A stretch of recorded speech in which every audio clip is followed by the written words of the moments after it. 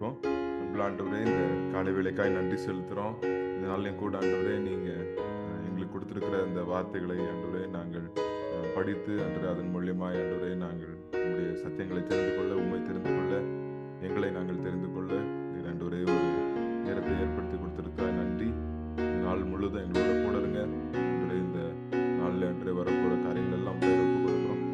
எங்களுடைய சரீரத்தை ஒப்பு கொடுக்குறோம். எங்களுடைய ஆவி ஆத்மா யோசனைகள் எல்லாத்தையும் ஆண்டவரே ஒப்பு கொடுக்குறோம். பெரிய காரியங்களை செய்யுங்க. இயேசு கிறிஸ்துவின் மூலம் கேட்கிறோம் பிதாவே.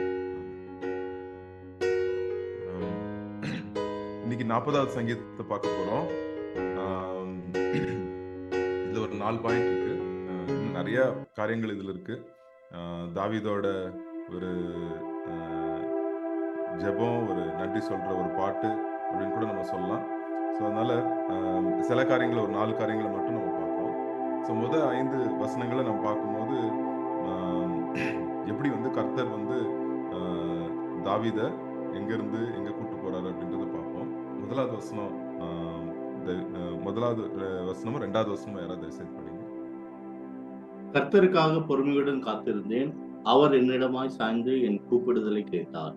பயங்கரமான குழியிலும் உளையான சேற்றிலும் வந்து என்னை தூக்கி எடுத்து என் கால்களை கண்மலையின் மேல் நிறுத்தி என் அடிகளை உறுதிப்படுத்தி.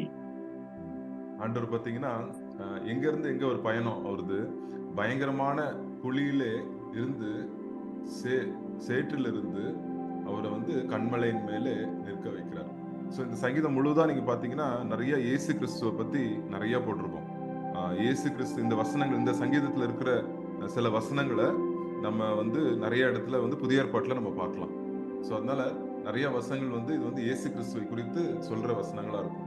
ஸோ இங்க வந்து பாத்தீங்கன்னா அவருடைய பயணம், ஆண்டவர் குழியிலிருந்து கண்மலையின் மேலே தாவீதை வந்து ஆண்டு தூக்கிட்டு போறார். அவர் வந்து எவ்வளோ பிரச்சனைகள், போராட்டங்கள் உங்களுக்கு தெரியும், நான் சொல்ல வேண்டாம். பட் தாவீது வந்து எவ்வளோ நேரத்துல வந்து சிக்கல்ல மாட்டிக்கிறாரு. நிறைய சிக்கல்ல, ஒரு நாளும் ஒரு சிக்கல்ல மாட்டிக்கிறாரு. ஸோ அந்த டைம்ல இருந்து கூட ஆண்டவர் வந்து நோக்கி கூப்பிடும் போது, கர்த்தரை நோக்கி நான் கூப்பிட்டேன், அவர் வந்து என்னை வந்துட்டு கூட்டிட்டு போனார் அப்படின்னு வந்து சொல்றாரு. ஸோ நம்ம வாழ்க்கையிலும் அப்படிதான். நிறைய வாட்டி நம்ம வந்துட்டு அநேக சிக்கல்குள்ள இருப்போம், யோசனைகள்ல இருப்போம். நம்மளுக்கு என்ன பண்ணணும்னு தெரியாது, என்ன யோசிக்கணும்னு கூட தெரியாது சில டைம்ல. ஸோ அப்போ ஆண்டவருடைய வசனத்துக்கிட்ட வரும்போது நம்மளுக்கு வந்து ஆண்டவர் வந்து ஒரு பயணத்தை வச்சிருக்கிறார். கிறிஸ்தவங்க எல்லாரும் நம்ம ஒரு பயணத்துல இருக்கோம். எல்லாருக்கும் உங்களுக்கு ஆல்ரெடி தெரியும், ஒரு புக்கு, பைபிளுக்கு அடுத்தது ரொம்ப அதிகமாய் விற்கப்பட்ட புக் இல்ல, படிக்கப்பட்ட புக் எதுனா மோட்ச பயணம் அப்படின்ட்டு. அந்த மோட்ச பயணம் புஸ்தகத்துல நீங்க பாத்தீங்கன்னா அநேக இடத்துல வந்து அந்த கிறிஸ்தவன் வந்து மாட்டிக்கிறாரு. அந்த இடத்துல ஒரு இடத்துலயும் ஒரு சோதனைகள் வருது. ஆனாலும் கடைசியா வந்து ஆண்டவர் வந்து அவருடைய கண்மலையான இயேசு கிறிஸ்துவின் மேல அவர் வந்து கூட்டு போறதுக்கு ஆண்டவர் வந்து இது பண்றாரு. ஸோ அதனால நம்ம ஒருவேளை நம்ம ப்ராப்ளம்ஸ் வந்து தற்காலிகமா இருக்கலாம். ஆண்டவர் வந்து நம்மளுக்கு ப்ராப்ளம்ஸ் வந்து இருக்கலாம், உலகத்துல எல்லாருக்கும் இருக்கு. பட் அதே போல ஆனா அது வந்து ஒரு பயணம் அப்படின்னு நம்ம பார்த்துக்கணும். ப்ராப்ளம்ஸ் வந்து நம்ம பயணமா பார்த்தோம்னா ஆண்டவர் வந்து கூட்டிட்டு போயிடுவாரு. இந்த குழியில இருந்து நம்ம கூட்டிட்டு போயிடுவாரு. இந்த சேற்றுல இருந்து நம்ம தூக்கி இருக்கிறாரு அப்படின்னு நீங்க பார்க்கும்போது ஆண்டவருக்கு மேல நம்மளுக்கு இன்னொரு நம்பிக்கை வரும். ஒரு புதிய பாட்டு 3வது வசனத்துல என்ன பார்க்கிறோம்? புதிய பாட்டு. இன்னும் நான் வந்து கர்த்தருக்கு நான் பயந்து நான் இருக்கிறேன், கர்த்தர் மேல் நான் நம்பிக்கை வைக்கிறேன். 4வது வசனத்துல, 5வது வசனத்துல ஆண்டவர் வந்து எந்த அளவுக்கு என் மேல் வந்து ஒரு நோக்கமா இருக்கிறார், அவருடைய பிளான்ஸ் எவ்வளவு அருமையா இருக்குது அப்படின்றத வந்து நம்ம தெரிஞ்சுக்குவோம். கொஞ்சம் யோசித்து பாருங்க. நம்ம நாளை குறித்து பயப்படும் போது கொஞ்சம் பின்னாடி யோசித்து பார்க்கும்போது, முன்னாடி நம்ம வந்து ஆண்டவர் வந்து நம்மளுக்கு எவ்வளவு நம்ம குழிகளில் விழுந்திருப்போம், எவ்வளோ பாவத்துல விழுந்திருக்கலாம், இல்லாட்டி நம்ம வந்துட்டு வேற துன்பங்கள்ல விழுந்திருக்கலாம். அதுல இருந்து ஆண்டவர் வந்து நம்மளை எவ்வளவு அருமையாய் நம்ம வந்து கூட்டிட்டு வந்து நம்மளை தூக்கி நம்மளை வந்து கண்மலையின் மேல வைத்திருக்கிறார். ஸோ இது வந்து நம்ம நினைக்கலாம், இது வந்து சாதாரணமா நான் தான் வெளியே வந்தேன், அதுல இருந்து இந்த பிரச்சனையில இருந்து நான் வெளியே வந்தேன் அப்படின்னு நம்ம நினைக்கலாம். பட் நீங்க பாருங்க, பின்னாடி திரும்பி பாருங்க, கர்த்தருடைய கை வந்து நம்ம வாழ்க்கை மேல இருக்கு. கர்த்தருடைய பாதுகாப்பு நம்ம வாழ்க்கை மேல இருக்கு. எவ்வளோ பிரச்சனைகள் மத்தியில ஆண்டு வந்து நம்மள நடத்திட்டு போறாரு. ஸோ ஃபர்ஸ்ட் பாயிண்ட் நம்ம இன்னைக்கு ஞாபகம் வச்சுக்க வேண்டியது என்னதுன்னா, நம்ம பிரச்சனைகள் கூட ஒரு பயணம் தான். அதெல்லாம் தற்காலிகம் தான், கொஞ்ச நாள் தான்.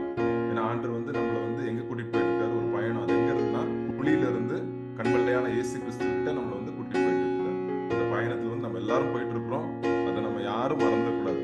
இது வந்து இப்பவே இப்படியே இருக்கும், எப்பவும் இப்படியே ஆயிடும் அப்படின்ட்டு வந்து நம்ம சில டைம் பயம் வந்து அப்படி நம்மளுக்கு தோணும். இப்படியே இருப்ப, நீ குழியிலே இருப்ப, நீ இப்படிதான் இருப்ப, வேற எதுவும் நடக்காது அப்படின்னு வந்து நம்மளுக்கு பயம் நம்ம மனசே நம்மகிட்ட சொல்லும் சில டைம். பட் நம்ம மனசை நம்ம நம்ப வேண்டாம். நம்ம நம்புறதெல்லாம் நம்ம நம்ம மனசு யோசிக்கிறதெல்லாம் நம்ம நம்பக்கூடாது. அது வந்து ரொம்ப டேஞ்சரஸான அது. நம்ம யோசனையெல்லாம் நம்ம நம்பிட்டே இருந்தோம்னா அது வந்து எங்க போய் விடுவோம்னு நம்மளுக்கே தெரியாது. ஸோ நம்மளுடைய யோசனைகள், நம்மளுடைய காரியங்கள் என்னதுன்னா, கர்த்தர் நம்மளுக்காக என்ன வந்து எல்லாம் செய்வார். வண்டரஸாக 5வது வசனத்தை படிக்குமா? என் தேவன் 5வது வசனத்தை படிக்கிறீங்களா?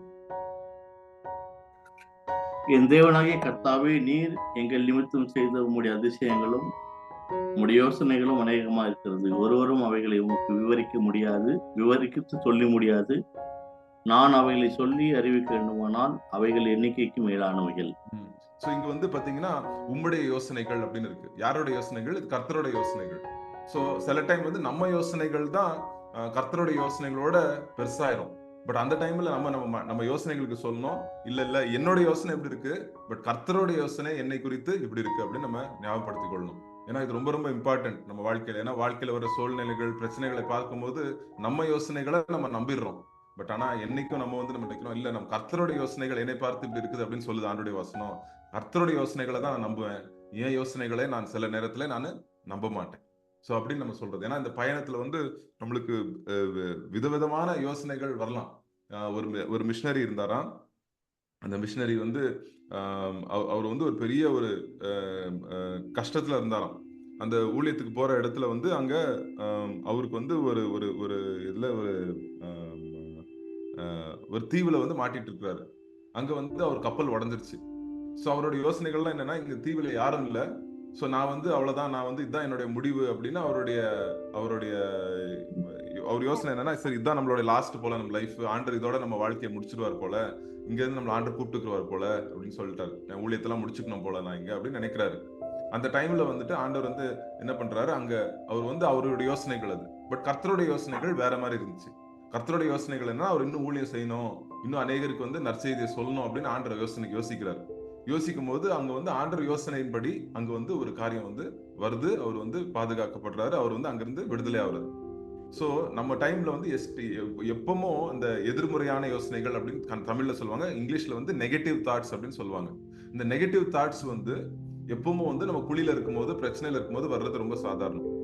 சோ ஆனா கர்த்தர் சொல்றாரு, ஆண்டவரே நான் குழியில இருந்தாலும் உம்முடைய யோசனைகளை நான் ஆராய்ந்து நான் பார்ப்பேன் அப்படின்னு நம்ம பார்க்கும்போது, கர்த்தர் நம்மள ஒரு பயணத்துல கூட்டிட்டு போயிட்டு இருக்காரு. கர்த்தர் வந்து நம்ம வாழ்க்கையை வந்து நம்மள கண்மலை மேல் வைப்பார் அப்படின்றது இருக்கும்போது, கர்த்தர் நம்ம மேல வைத்திருக்கிற அந்த யோசனைகள், அவர் வைத்திருக்கிற அந்த காரியங்கள், அந்த பிளான்ஸ் எல்லாம் நம்ம நினைக்கும் போது, பழைய காரியங்களை நம்ம நினைத்து பார்க்கும்போது, கர்த்தர் வந்து நம்ம வாயில வந்து ஒரு புது பாட்டே வந்துரும் அப்படின்னு சொல்லுதுங்க. ஒரு புது பாட்டு ஆண்டவர் நம்மளுக்கு கொடுத்துருவார். அன்னைக்கு நேரத்துல பிரச்சனைகள் இருக்கும்போது நம்ம அப்படியே ஒரு பாட்டு பாடிட்டு நம்ம கர்த்தருக்குள்ள அப்படியே சந்தோஷமா நம்ம அந்த பிரச்சனையில இருந்து அப்படியே நம்ம வந்து வெளியே வர்றதுக்கு அட்லீஸ்ட் அந்த யோசனையை பிரச்சனை மேலே போகாதபடிக்கு ஆண்டவர் பார்த்துக்கிறார். ஸோ அதனால நம்ம குழியிலிருந்து, நம்ம சேற்றிலிருந்து ஆண்டவர் நம்மளை தூக்கி வைக்கிறார். ஆண்டவர் வந்து பெரிய காரியங்களை செய்யறார். இது மாத்திரம் இல்ல, தாவீதோட வாழ்க்கை மாத்திரம் இல்ல. நீங்க பாத்தீங்கன்னா தாவீதோட வாழ்க்கையும் அப்போஸ்தலர் பவுலோட வாழ்க்கையும் ரொம்ப சிமிலரா இருக்கும். அவங்களுக்கு பட்ட பாடுகள், நீங்க ஊழியத்துல பட்ட பாடுகள்லாம் நீங்க பார்க்கும்போது ரொம்ப சிமிலரா இருக்கும். தாவீது வந்து ஒரு ராஜாவா வந்து அவர் பாடுபட்டாரு. அதே போல பவுல் வந்து ஒரு ஊழியக்காரரா அநேக பாடுபட்டாங்க. பட் ஆனாலும் 2 பேரும் இருக்கிறது இன்னைக்கு ஒரே இடத்துல கர்த்தருடைய சந்நிதியில 2 பேரும் இன்னைக்கு இருக்கிறாங்க. ஸோ அதனால தாவீது சொல்வாரு, நான் உபத்திரவப்பட்டது நல்லது அப்படின்னு சொல்லுவாரு. அது வந்து பவுலுக்கு வந்து ஆண்டவர் சொல்றாரு, என் கிருபை உனக்கு போதும், உன்னுடைய பலவீனத்திலே என்னுடைய பலன் பரிபூர்ணமாய் விளங்கும் அப்படின்னு ஆண்டவர் சொல்றாரு. ஸோ அதனால நம்ம எந்த பிரச்சனையில இருக்கிறோமோ, எந்த யோசனைகள்ல இருக்கிறோமோ, அதை வந்து நம்ம ஆண்டவர்கிட்ட ஒப்பு கொடுத்து, ஆண்டவரே உம்முடைய யோசனைகள் அருமையானது, உம்முடைய கிரியைகள் என்னை நிமித்தம் இருக்கிற உம்முடைய கிரியைகள் அருமையானது அப்படின்னு நம்ம வந்து ஆண்டு வந்து அவன் தான் ஒரு பாக்கியவான் அப்படின்னு வந்து நம்ம பார்க்கிறோம். எவ்வளவு பெரிய பாக்கியவான், கர்த்தர் மேல் நம்பிக்கை வைத்திருக்கிற மனுஷன் எவ்வளவு பாக்கியவான் அப்படின்றத நம்ம இங்க பார்க்கிறோம். ஓகே, 2வது காரியம் என்ன சொல்லலாம்னா, இது வந்து 6வது வசனத்துல இருந்து 10வது வசனம். 6வது வசனத்துல இருந்து 10வது வசனத்தை பத்தி நம்ம பார்க்கும்போது, இங்க வந்து இயேசு கிறிஸ்துவை குறித்து ஒரு காரியத்தை நம்ம பார்க்கிறோம். அதை நம்ம பார்த்துட்டு அப்புறம் வந்து அதை வந்து நம்ம என்ன பண்ண போறோம் அப்படின்றத பார்ப்போம். ஸோ ஃபர்ஸ்ட் இங்க பாருங்க, 6வது வசனத்துல படிக்கிறீங்களா யாராவது? பலியையும் காணிக்கையும் நீர் விரும்பாமல் என் செவிகளை திறந்தீர், சர்வாங்க தகன பலியையும் பாவ நிவாரண பலியையும் நீர் கேட்கவில்லை. அடுத்த வசனம் 7வது வசனம் படிங்க. அப்பொழுது நான் இதோ வருகிறேன், புஸ்தக சுருளில் என்னை குறித்து எழுதியிருக்கிறது. என் தேவனே, இது 8வது வசனம் படிக்கிறீங்களா?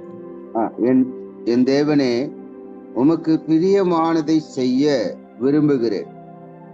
உமது நியாய பிரமாணம் என் உள்ளத்துக்குள் இருக்கிறது என்று சொன்னேன்.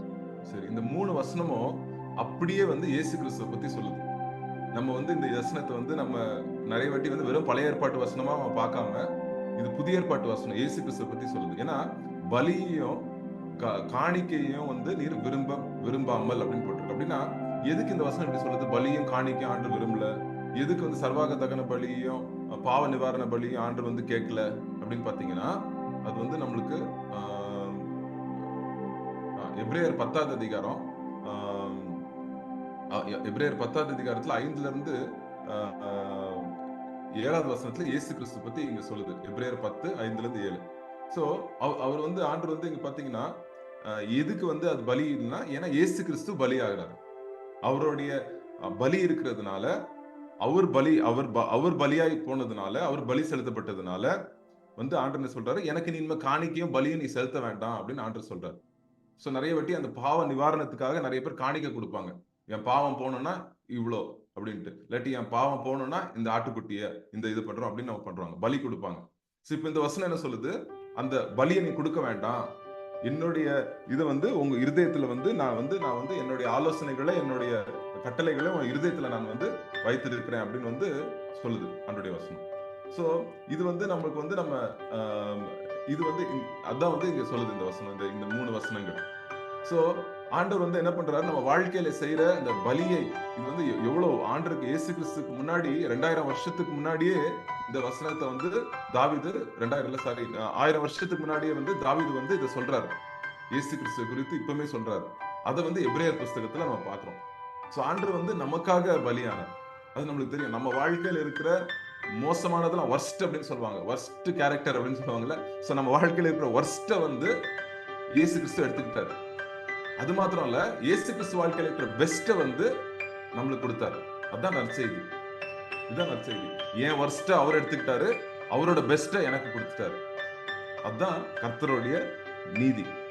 சோ இந்த ஆண்டவருடைய நீதியை நான் என்ன பண்றேன், நான் வந்து இந்த இடத்துல வந்து பாத்தீங்கன்னா 8வது வசனத்துல இருந்து 10வது வசனத்துல அவர் என்ன சொல்றாரு, இத வந்து நான் மகா சபையிலே நான் வந்து என்ன பண்ணுவேன், நான் வந்து இத நான் வந்து உலகத்துக்கே நான் இதை வந்து சொல்லுவேன் அப்படின்னு இங்கிலீஷ்ல வந்து போட்டிருக்கு. நான் இதை வந்து மறைக்க மாட்டேன், இதை வந்து நான் சொல்லுவேன், இதை வந்து நான் வந்துட்டு நான் மகா சபையிலே வந்து 2 வாட்டி அப்படின்னு போட்டிருக்கு. இட்ஸ் கிரேட் காங்கிரிகேஷன்ல வந்துட்டு நான் வந்து வாயை மூடிட்டே இருக்க மாட்டேன், இது என் இருதயத்திலே நான் வச்சிட்டு இருக்க மாட்டேன் அப்படின்னு சொல்றாரு. என்னது இருதயத்துல வச்சிட்டு இருக்க மாட்டாரு, கர்த்தர் அவருக்கு நீதியா இருக்கிறார், அதை வந்து அவர் வந்து மறைவா வைக்க மாட்டார்.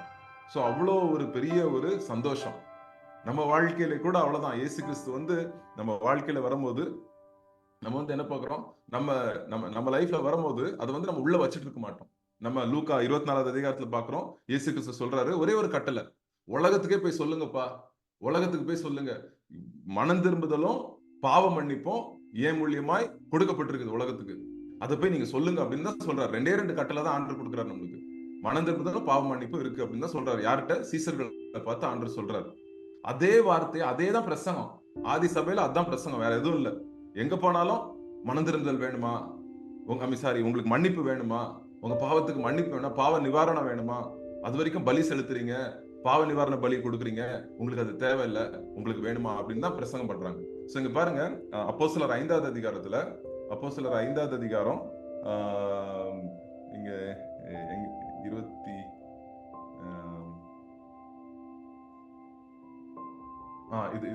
வசனம் படிங்க.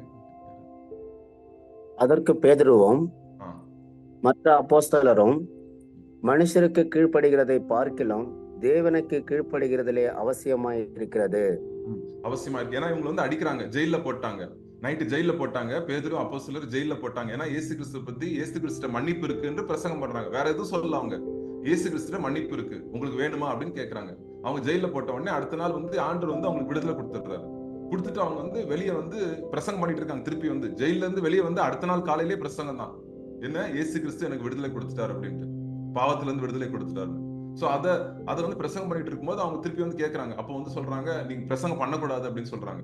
பிரசங்கம் பண்ணக்கூடாதுன்னு சொல்லும் போது அவங்களோட பதில் இதுதான், மனுஷனுக்கு கீழ்ப்படியதை பார்க்கலாம், தேவனுக்கு நாங்க கீழ்ப்படுகிறோம். ஏன்னா தேவன் லூக்கா 24வது அதிகாரத்துல கர்த்தர் வந்து பரலோகத்துக்கு போறதுக்கு முன்னாடி இயேசு கிறிஸ்து என்ன சொல்றாரு, மனம் திரும்புதலும் பாவ மன்னிப்பும் எல்லாருக்கும் இருக்குன்னு போய் பிரசங்கம் பண்ணுங்கன்னு. அதுதான் வந்து சொல்றாங்க. 30வது வசனம் 31வது வசனம் படிங்க. இங்க 30வது வசனம் படிங்க. நீங்கள் மரத்திலே தூக்கி கொலை செய்த இயேசுவை நம்முடைய பிதாக்களின் தேவன் எழுப்பி இஸ்ரவேலுக்கு மனம் திரும்புதலையும் பாவ மன்னிப்பையும் அருள்கிறதற்காக அவரை அதிபதியாகவும் இரட்சகராகவும் தமது வலது கரத்தினாலே உயர்த்தினார். அவ்வளவுதான். பாவ மன்னிப்போம் ஆண்டவர் வந்து மனம் திரும்புதலும், இதுதான் பாவ மன்னிப்பும் மனம் திரும்புதலும், இதுதான் பிரசங்கம் பண்றாங்க. வேற எதுவும் அவங்க பண்ணல. சோ மனம் திரும்புதல் வேணுமா அப்படின்னு ஆண்டவர் வந்து கேட்கிறாரு. சோ இன்னைக்கு இந்த உலகத்துக்கு வந்து வேற என்னென்னமோ இருக்கலாம், ப்ராப்ளம் இருக்கலாம், பண பிரச்சனை இருக்கலாம், நோய் பிரச்சனை இருக்கலாம். பட் எல்லாத்துக்கும் மேல இருக்கிற பிரச்சனை வந்து பாவத்தின் பிரச்சனை. சோ அதை வந்து ஆண்டவர் வந்து இங்க சொல்றாரு. சோ அதனால இது நான் வந்து தாவீது என்ன சொல்றாரு, கர்த்தருடைய நற்செய்திய நான் சொல்றதுக்கு நிறுத்தவே மாட்டேன். ஏன்னா கர்த்தர் என் வாழ்க்கையில அவ்வளவு நன்மையை செய்திருக்கிறார், அவர் பலி கேட்கல, அவரே எனக்கு கொடுத்திருக்கிறார், அவருடைய வார்த்தை எனக்குள்ள இருக்குது அப்படின்னு வந்து அவரு சந்தோஷமா சொல்றாரு. ஓகே, 3வது காரியம் பார்ப்போம். 11வது வசனம் படிங்க.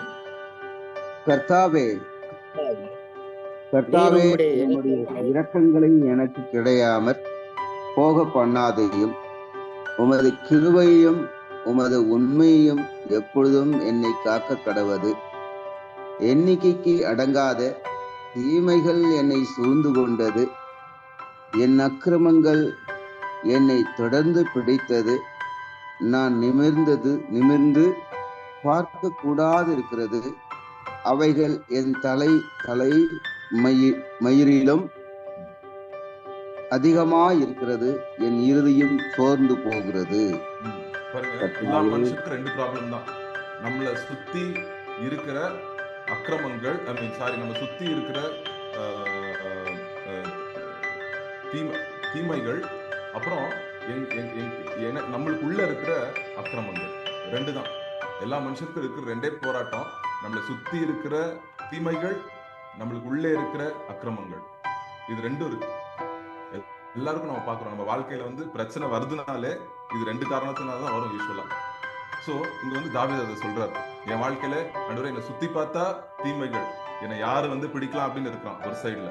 இன்னொரு சைடுல எனக்குள்ள ஒரு சரீரம் இருக்கு, எனக்குள்ள வந்து ஒரு மாம்சத்தின் சரீரம் இருக்கு. இந்த சரீரத்துக்கு வந்து இது வந்து அக்கிரமம் பண்றதுக்கு தான் இருக்குது. ஏன்னா இது வந்து ஆவியானவர் இல்லாத டைம்ல, ஆவியானவருக்கு முக்கியத்துவம் இல்லாத டைம்ல நம்ம சரீர மாம்ச சிந்தைகள் வந்துட்டு ரொம்ப அக்கிரமா இருக்குது அப்படின்னு வந்து அவர் யோசிக்கிறார். அப்ப ஆனாலும் பாத்தீங்கன்னா இந்த இடத்துல வந்துட்டு நான் இந்த இங்கிலீஷ் பைபிள்ல நான் பாக்குறேன், எத்தனை வாட்டி இந்த பிரச்சனைகள்லாம் இருக்கும்போது 11வது வசனத்தை நீங்க பாக்குறீங்க, உம்முடைய யுவர் கம்பேஷன் அப்படின்னு போட்டிருக்கு.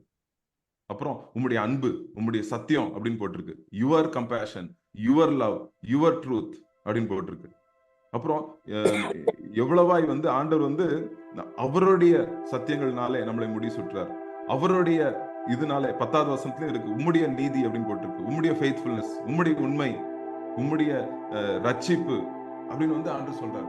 சோ எவ்வளவு வாட்டி பாருங்க, நம்மளுக்கு வந்து நம்மள வந்து ஒரு எதிரிகள் சூழ்ந்து கொள்ளும் போது அதை தான் நம்ம பாக்குறோம்.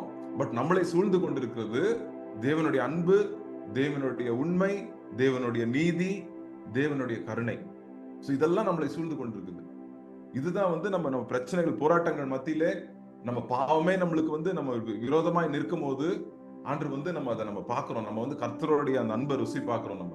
நம்ம வந்து அநேக நேரத்தில் நம்ம வந்துட்டு நம்ம அந்த ஆண்டவருடைய நம்ம ஏதாவது ஒரு காரியத்தை நம்ம பண்ணிருப்போம், வாழ்க்கையில ஏதாவது ஒரு காரியத்தை, தீமையான காரியத்தை பண்ணிருப்போம். அந்த இடத்துல ஆண்டவருடைய அன்பை அதிகமாய் நம்ம ருசி பார்க்கிறோம். அதுல நம்ம வரணும், வெளியே வரணும்னு ஆசைப்படுறோம். ஒரு கிறிஸ்தவனுக்கும் அவிசுவாசிக்கும் என்ன வித்தியாசம்னா, கிறிஸ்தவன் வந்து அவனுடைய அக்கிரமத்திலே கர்த்தரை நோக்கி அவன் கூப்பிடுறான், கர்த்தரின் இரக்கத்தை பெற்றுக்கொள்றான். ஆனா ஒரு அவிசுவாசி என்ன பண்றான், அவன் பாவத்துல அவன் துணிகரமா இருக்கிறான். அவன் பாவத்துல இருந்து அவனுக்கு வந்து அந்த அதை பத்தி கவலையே இல்லை, அவனுக்கு இன்னும் அதிகமா அவன் வந்து செய்யறான். பட் என் அக்கிரமங்கள் என்னை வந்து சூழ்ந்து கொள்ளுதான். அது முடி போல, முடி என்ற அவர் சொல்றாரு, என்னோட முடியோட நிறைய இருக்குது என்னுடைய அக்கிரமங்கள் அப்படின்னு சொல்றாரு. என்னை சூழ்ந்து கொண்டிருக்கிற தீமைகள் என்னோட முடியோட அதிகமா இருக்கு அப்படின்னு அவர் சொல்றாரு. பட் ஆனாலும் கர்த்தருடைய இரக்கங்கள் வந்து அவ்வளவு பெருசா இருக்குது, கர்த்தருடைய அன்பு அவ்வளவு பெருசா இருக்குது. ஸோ ஒருவேளை நீங்க யாராவது இன்னைக்கு நம்ம இந்த 2 ப்ராப்ளம்ல கண்டிப்பா யாராவது இருப்போம். நம்ம ஏதாவது ஒரு பிரச்சனையோ நம்மளை சூழ்ந்து கொண்டிருக்குது, நம்மளுக்கு விரோதிகள் எழும்பி இருக்கலாம். பட் ஆனாலும் வந்து கர்த்தருடைய கரத்துல நம்ம இருக்கிறோம், கர்த்தருடைய கருணையின் கரங்களிலே நம்ம இருக்கிறோம். அதை நம்ம மறந்துடக்கூடாது. ஆண்டவர் வந்து நம்மளுக்கு தகப்பனா இருக்கிறார், நம்மளுக்கு நம்ம ஒரு பிள்ளையா இருக்கோம், ஆண்டருடைய கையில ஒரு பிள்ளையா இருக்கிறோம். என்னைக்கு நம்ம வந்து ஆண்டுடைய கரத்துல நான் ஒரு பிள்ளையா இருக்கிறேன், ஆண்டு என்ன வந்து ஒரு குழந்தை போற என்ன நடத்திட்டு வராரு அப்படின்னு நம்ம நினைக்கிறோமோ, அப்ப நம்ம வந்துட்டு நம்மளுக்கு அந்த தீமைகள் சூழ்ந்து கொண்டாலும் நம்ம ஆண்டருடைய கரத்துல இருக்கிறேன், எனக்கு எதுவும் என்ன அணுகாது, ஆண்டருடைய பர்மிஷன் இல்லாம என் வாழ்க்கையில எதுவும் நடக்காது அப்படின்னு நம்ம நம்புறோம். 2வது, அக்கிரமங்கள் நம்மளுக்குள்ள இருக்கும்போது கூட நம்ம என்ன பண்றோம், ஆண்டவரே எனக்கு இந்த பலவீனம் இருக்கு, இந்த பாவ யோசனைகள் இருக்கு, இந்த சிந்தனைகள் இருக்கு, எனக்கு நீங்க விடுதலை கொடுங்க அப்படின்னு நம்ம வந்து ஆண்டர்கிட்ட நம்ம கேட்கிறோம். சோ ஆண்டவர் வந்து எவ்வளவு அருமையாய் இன்னும் தாவீதோட வாழ்க்கையிலிருந்து நம்மளுக்கு இன்னைக்கு எவ்வளவு வருஷம், 3500 வருஷம் ஆனது கூட நம்மளுக்கு வந்து ஆண்டவர் வந்து பேசிட்டு இருக்காரு. எவ்வளவு ஒரு அருமையான ஒரு ஆண்டவருடைய வார்த்தை. சோ ரெண்டு போராட்டங்கள், நம்மளை சுத்தி இருக்கிற தீமைகள், நம்மளுக்குள்ளே இருக்கிற அக்கிரமங்கள். பட் ஆனாலும் நம்ம கர்த்தருடைய கருணையின் கரத்திலே நம்ம இருக்கிறோன்ற மறந்துக்கூடாது. கடைசியான பாயிண்ட் 14 இருந்து 17 வசனத்துல அவர் வந்து ஆண்டவர் வந்து அவருக்கு வந்து சில டைம் ஓப்பனா சொல்வார், ஆண்டவரே சீக்கிரமா வாங்க, சீக்கிரமா வந்து என்ன ஹெல்ப் பண்ணுங்க அப்படின்னு. அவர் வந்து ஆண்டர்கிட்ட வந்து யாரோ ஃப்ரெண்டு கிட்ட பேசுற மாதிரி ஆண்டர்கிட்ட பேசுறாரு. எனக்கு இது ரொம்ப பிடிக்கும். தாவீது கிட்ட ஆண்டர்கிட்ட வந்து ஃப்ரெண்டு கிட்ட பேசுற மாதிரி, ஆண்டவரே சீக்கிரம் வாங்க ஆண்டவரே, எனக்கு இந்த ப்ராப்ளம் இருக்கு, எனக்கு கொஞ்சம் ஹெல்ப் பண்ணுங்க ஆண்டவரே அப்படின்னு வாங்க அப்படின்னு வந்து அவரு இது வந்து அவர் சொல்றதை நம்ம பாக்குறோம் இந்த வசனங்கள்ல. லாஸ்ட்ல வந்துட்டு என்ன சொல்லுதுன்னா, இங்க கர்த்தர் வந்து the Lord will be magnified அப்படின்னு போட்டிருக்கு. 17வது வசனம் பிராணனை அழிக்க தேடுகிறவர்கள் ஏகமாய் வெட்கி நாணி எனக்கு தீங்கு செய்ய விரும்புகிறவர்கள் பின்னிட்டு இலச்சை அடைவார்களாக. என் பேரில் ஆ ஆ ஆ ஆ என்று சொல்லுகிறவர்கள் தங்கள் வெட்கத்தின் பலனை அடைந்து கைவிடப்படுவார்களாக. உம்மை தேடுகிற அனைவரும் உமக்குள் மகிழ்ந்து சந்தோஷப்படுவார்களாக. உம்முடைய ரட்சிப்பை விரும்புகிறவர்கள் கர்த்தருக்கு மகிமை உண்டாவதாக என்று எப்பொழுதும் சொல்வார்களாக. நான் பெருமையும் உம்முடைய ரட்சிப்பை விரும்புகிறவர்கள் கர்த்தர் மகிமை உண்டாவதாக என்று எப்பொழுதும் சொல்வாராக. கர்த்தருடைய நாமம் மகிமைப்படும். நம்ம பிரச்சனைகள் மூலியமாய், நம்ம போராட்டங்கள் மூலியமாய், நம்ம அதிகமாய் நம்ம காயப்பட்டிருக்கிறோமோ, நம்ம வந்து தூசிக்கப்பட்டிருக்கிறோமோ, அதுல இருந்து கர்த்தருடைய நாமம் மகிமைப்படும். It's his name will be magnified அப்படின்னு போட்டிருக்கு. ஸோ ஆண்டவர் வந்து யார் வந்து ஆஹா ஓஹோ அப்படின்னு எது வேணா சொல்லலாம். பட் ஒன்னும் வந்து நம்ம கண்கள் வந்து கர்த்தர் மேல இருக்கு. நம்ம போராட்டங்கள் வந்து எல்லாம் தற்காலிகம் தான். ஸோ 4 காரியத்தை நம்ம இன்னைக்கு பார்த்தோம். ஒண்ணு வந்து கர்த்தர் வந்து நம்மள ஒரு வாழ்க்கை பயணம், இது நம்ம வாழ்க்கை வந்து ஒரு பயணம். எங்கிருந்து? குழியிலிருந்து, சேற்றிலிருந்து கண்மலையான இயேசு கிறிஸ்து வரைக்கும் நம்மளுக்கு பயணம். அதான் நம்ம வாழ்க்கையின் பயணம். 2வது நாம் பார்த்தோம், கர்த்தர் வந்து பலி கேட்கல, ஏன்னா இயேசு கிறிஸ்துவ பலி ஆயிட்டார். என்னுடைய வர்ஸ்ட் அவர் எடுத்துக்கிட்டாரு, அவருடைய பெஸ்ட் எனக்கு கொடுத்திருக்கிறாரு. அதனால வந்து என்னை முடி சுட்டி இருக்கிறாரு. ஸோ அதனால வந்து இந்த நற்செய்தியை நான் யார்ட்டையும் சொல்லாம விட மாட்டேன். நான் சந்தோஷமாய் நான் வந்து இந்த நற்செய்தி சொல்லுவேன் அப்படின்னு நம்ம அப்போஸ்தலரோட பார்த்தோம். அவங்க மற்றவங்களுக்கு இயேசு கிறிஸ்து கொடுக்குற மன்னிப்பை வந்து உலகெங்கும் போய் அந்த மன்னிப்பை வந்து அவங்க சொன்னாங்க. அவங்களுக்குள்ளே வச்சுக்கல, இந்த மன்னிப்பு எனக்கு கிடைச்சிச்சுப்பா போதும்பா அப்படின்னு அவங்க சொல்லல. உலகெங்கும் போய் அந்த மன்னிப்பை சொன்னாங்க. அந்த சொன்னதுனால இன்னைக்கு நம்மளும் வந்து அந்த மன்னிப்பை பெற்றுக்கொண்டு இருக்கிறோம். அப்புறம் 2 போராட்டங்கள் நம்ம வாழ்க்கையில, நம்மளை சுத்தி இருக்கிற தீமைகள், அதே நேரத்துல நம்மளுக்கு உள்ளே இருக்கிற அக்கிரமங்கள். ஆனாலும் கர்த்தருடைய கருணையின் கைகளிலே நம்ம இருக்கோம். கடைசியா நம்ம பார்த்தோம், கர்த்தர் எப்படி நம்மளுடைய வலி இருக்கிற நேரங்களிலே, நம்மளுக்கு துன்பப்பட்ட நேரத்திலே கர்த்தருடைய நாமம் மகிமைப்படும்.